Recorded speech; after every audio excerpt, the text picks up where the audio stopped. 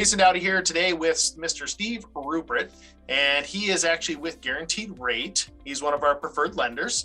And today we're going to talk a little bit about the change in rates for the secondary market and what that means to the investor and what it also means to the first-time home buyer. So Steve, why don't you talk a little bit about what has just happened in the last let's say 60 days. Okay, so we were notified for any non-primary purchase that the pricing is going to deteriorate. They're going to actually add some what we call price adjusters, which so that would categorize any second home or investment property to a higher rate. It's going to come in about, well, it's now in play. So it's anything we sell to the secondary market as of April. So anything we're closing now, by the time it sells, would go into April. So that's going to really mean our pricing as of February 1st just deteriorated if we're trying to price out a second home or an investment property. Mm-hmm. So those properties, we were talking about this earlier, those properties are things that, let's say I own a home, but I want to buy a cabin. Yes, right? So that qualifies. Yep, that would, because it's a non-primary, correct. Correct. Or if I buy a lake home, that could affect my rates as well. All right. It would. You're going to find, yes. Yeah. Or let's say I'm, as an investor, if I want to buy a rental property with 4 or more units in it, that will also affect that rate, correct? Actually, 4 or less units, it would. Yes. Okay.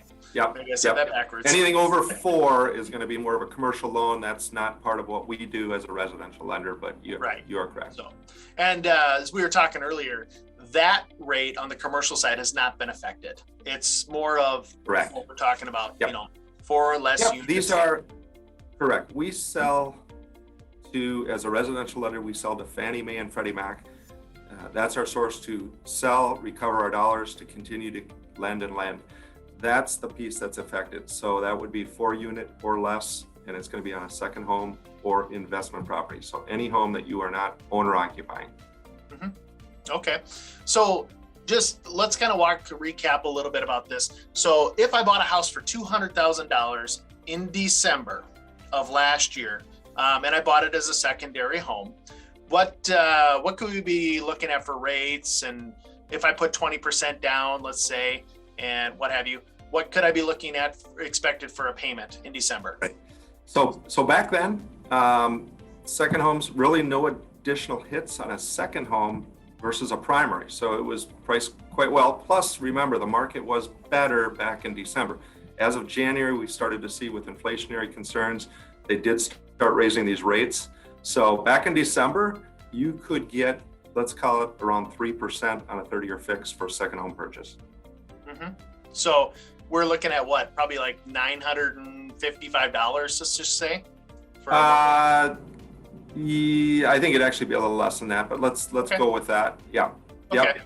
Now, if we bought something today, what would we be looking at with 20% down and so forth? Okay. So today, now rates have come up just in general from December till now. Let's call it 5/8%, 3/4.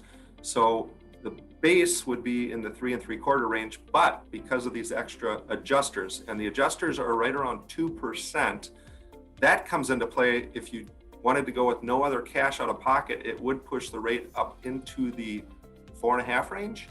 Mm-hmm. Or there's going to be an option here. You could go that route, which obviously is going to raise the payment even further. Or do you just pay that 2% to get it back to normal market rate? 2% would be what? A little over $3,000. $2,500 roughly, yeah. At close, mm-hmm. To not have to pay that adjuster. You're still paying it, but you're just paying it up front, and then going forward, obviously, your payment's going to come in less. Right. So to recap that, if I was to buy something today, $200,000, put 20% down, and that's all I did. For the same thing I would have done in December, my new payments would, let's just say, would be around $1,150. So about $200 more per month. I think that's a conservative number, yeah. Okay. Yeah. So let's just say $200 as an example. But what you're saying is, if I put another, let's say 2% down, 25, or buy the points down at $2,500, roughly between $2,500 and $3,000 extra cash out of my pocket, I can reduce that and get myself back to the exact same price I was in December. Sure. Well, yes. For a December payment. plus the increase in normal rates today. But yes, that's Right. that's the bottom line. You're gonna either absorb that 2% in the rate, or you're gonna pay it at close to just pay it out of pocket to avoid the hit, basically, right? Right. Doesn't mean more down payment. It's paying it at close and closing costs. hmm But I kind of like the idea, because why wouldn't I pay that versus paying an extra $200 a month? Correct. Agreed.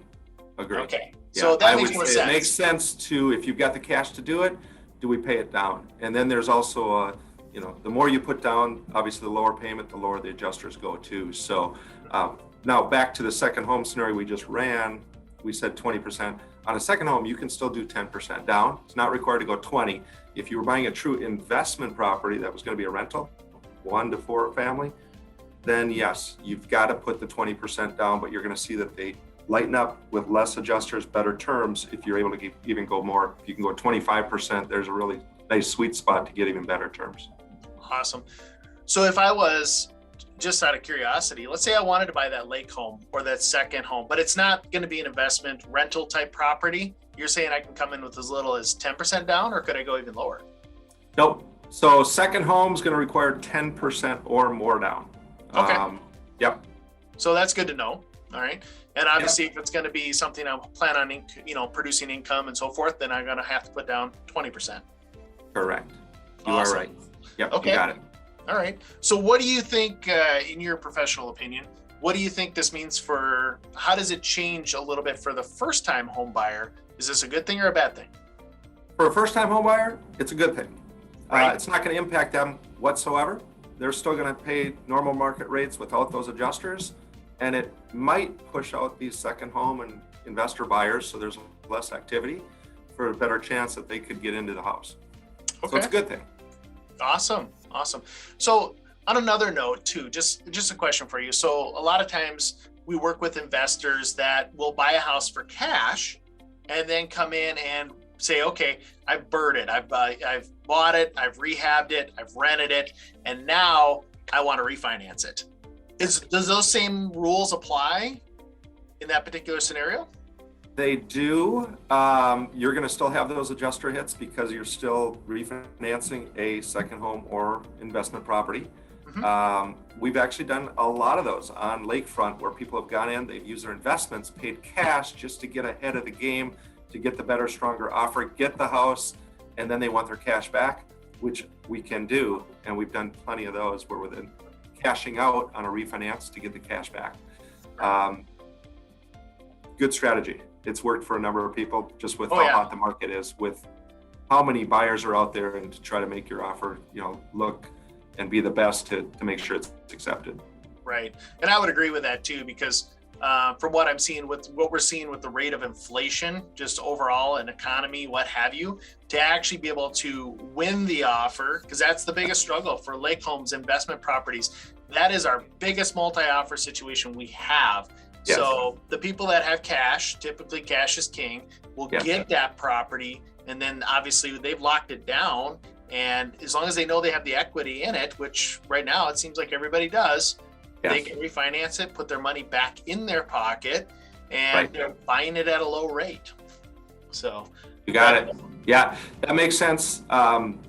You're spot on. We've seen that. We've done plenty of those in the past, even taking from their large investment accounts, and they'd want to talk to their accountants on this, but I believe if they replenish it within a certain time frame, there's no tax consequence.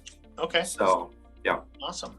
Do you have any other comments or anything like that we need to be aware of with these rate changes? Are we going to see more here in the future? What are your thoughts? I do think, they're talking 4 adjustments throughout the course of the year. We thought first one was more going to come in March. It was a surprise where these rates have really jumped a lot more in January for the first time in a long time. So that's been a little bit of a challenge, right? When you get buyers that are out there and it's like rates are moving up. And but in the scheme of things, overall market conditions are still great. These rates are amazing still. Were they lower? Yes. We know they're going to probably even go higher throughout this year, just with inflationary concerns and with 3 more adjusters that they're talking about. So you never know, but that's what we're gearing for. Okay. Mhm. Okay, awesome. What else did I have for questions for you?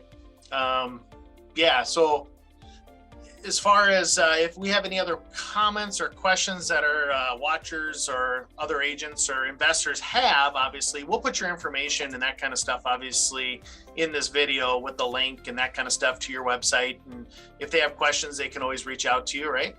Yeah, absolutely. Yep. So, Absolutely. okay, awesome. Well, Steve, did you have anything else you want to add to our little topic about investors or anything like this, or the market change for the secondary market? I think we nailed it. I mean, as far as, could there be further changes down the road? Who knows? I mean, this one kind of came up. Nobody was aware. We first were notified early January, and everybody was throwing is this really true? I mean, these are big adjusters, Right. but it's standard. It's something we're gonna have to live with, and just make sure you can build into the numbers. And if you're buying an investment property, yes, it's gonna up your payment a little bit, but we all know rents have also gone up. Oh, So yeah, I think they the have. numbers are still gonna work for the investors. Right. Yeah. So. And with the shortage of housing and the demand that we have for housing right now, in my opinion, and I don't know if you agree with this or not, we probably don't expect to see prices dropping or anything like that anytime soon. Yeah. So I think this year it's going to be an increase again. Is it going to be similar to last year?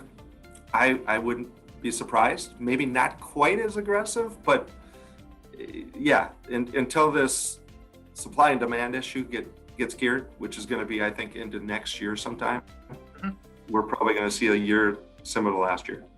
all right. Awesome. Well, Steve, I appreciate your time and look forward to hearing more what you have to say in the future. Sounds great. All right. Thanks. Thank you.